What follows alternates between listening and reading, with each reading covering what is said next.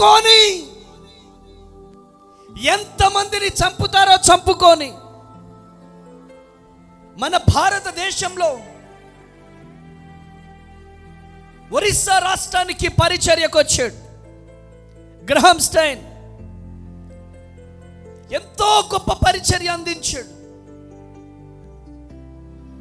Poultry గేదెల పెంపకాన్ని పెట్టాడు. గేదెల పెంపకాన్ని, పాలు అక్కడ ఉన్నటువంటి ఒరిస్సాలో ఉన్నటువంటి ప్రజలకి ఫ్రీగా పాలు ఇచ్చేవాడంట. అనేక మంది కుష్ఠరోగులకు సేవలు అందించాడు. కుష్ఠరోగులకు సేవ చేశాడు. సైకిల్ మీద తిరుగుతూ దేవుని పరిచర్యను చేసినటువంటి గొప్ప దైవ సేవకులు. కుష్ఠరోగుల మధ్య, అనాథల మధ్య ఎంతో గొప్ప పరిచర్య చేసినటువంటి గొప్ప దైవ సేవకులు గ్రహాం స్టైన్ గారు. 1999 జనవరి 22వ తారీఖు నాడు ఒక గ్రామానికి తన కుమారులు ఇద్దరు కుమారులు తాను ఒక గ్రామానికి పరిచర్యకి వెళ్ళినప్పుడు చాలా టైం అయిపోయింది. అడవి మధ్యలో గ్రహాం స్టైన్ గారిని పట్టేసుకున్నారు. పట్టేసుకొని కిరసనాయిలు పోసేశారు. పోసేసి, నువ్వు ఈ దేశం వదిలిపో, ఈ ఒరిస్సా రాష్ట్రం వదిలిపో, మా భారతదేశం వదిలిపో, లేకపోతే నీ సంగతి చూస్తామో అని మాట్లాడారు.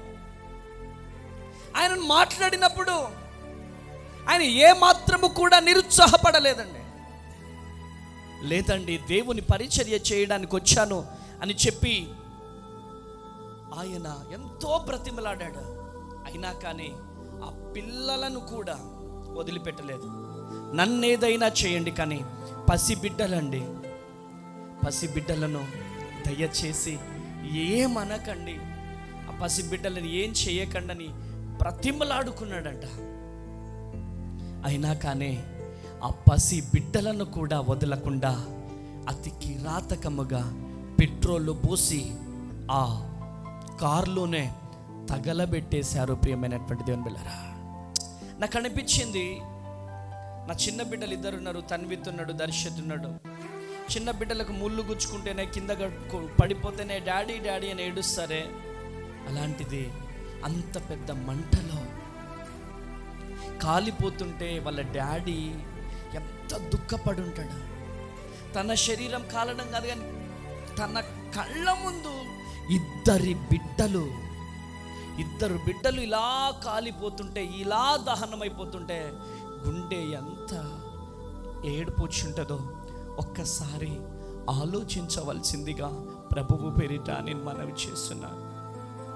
ఈరోజు ఈ మాటలు వింటున్న ప్రియ దేవుని జనాంగమా, అంత గొప్ప హతసాక్షి గ్రహాం స్టైన్ గారు. ప్రియమైనటువంటి దేవుని బిడ్డలారా, ఆ రోజు రాత్రి, ఆయన చనిపోయినటువంటి రాత్రి మేఘాలు కమ్ముకున్నాయి.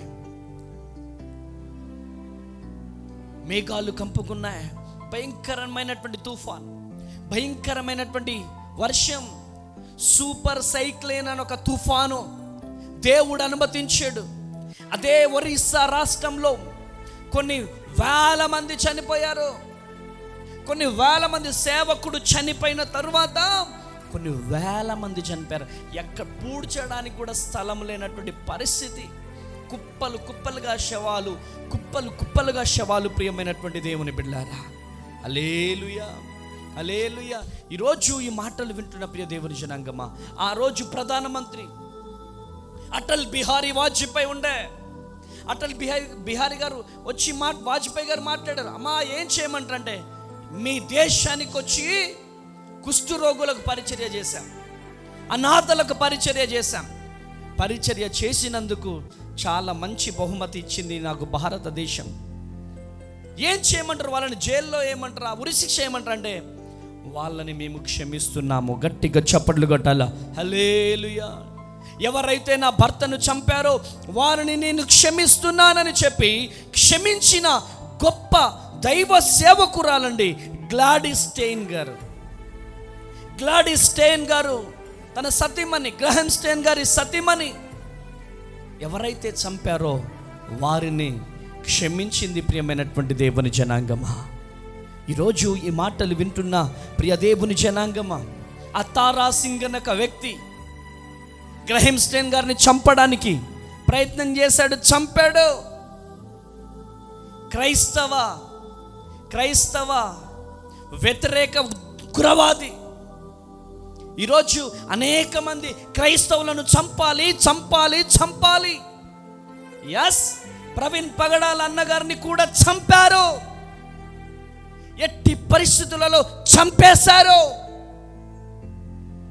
ప్రవీణ్ పగడాల అన్నగారిది కూడా అది మర్డర్. అమాంతంగా 350 కేజీల ఉన్నటువంటి ఆ బైక్ 80 కేజీలు ఉన్నటువంటి వ్యక్తి ఫస్ట్ పడతాడా? యాజ్ ఫర్ సైన్స్, గురుత్వాకర్షణ శక్తి ప్రకారం ఎక్కువగా బరువు ఉన్నది తొందరపడుతుందా, తక్కువ ఉన్నటువంటిది తొందరపడుతుందా? ఎక్కువ బరువు ఉన్నది తొందరగా పడుతుంది. 350 కేజీలు ఉన్నటువంటి బైక్ ఆకాశంలో వెయిట్ చేస్తుంది. అమ్మా నువ్వు ఆగు. పగడాల ప్రవీణ్ గారు పడుకుంటున్నారు, నువ్వు వచ్చి చిన్నగా వచ్చి దుప్పటిలాగా వాలిపోదు, ఆగు. దుప్పటిలాగా చిన్నగా పడ్డది. మళ్ళీ కాళ్ళు ఇరిగిపోలే, చెయ్యి ఇరిగిపోలే, బొక్కలు కూడా ఒక్కటి కూడా ఇరగలే, అంత భద్రంగా పడ్డది. Royal Enfield bike. ఎవరికి చెబుతున్నారండి? చాలా బాధాకరం. ఎంతమందిని చంపినా క్రైస్తవాన్ని చంపలేరు. ఎంతమందిని చంపినా ఈరోజు క్రైస్తవులను చంపలేరు. ప్రియమైనటువంటి దేవుని జనాంగమా, ఈరోజు దేవుడు మీతో మాట్లాడుతున్నాడు. ఈరోజు ఎన్ని నిందలు వచ్చినా, ఎన్ని కష్టాలు వచ్చినా, ఎన్ని కన్నీళ్ళు వచ్చినా నిలబడు దేవుని కోసం.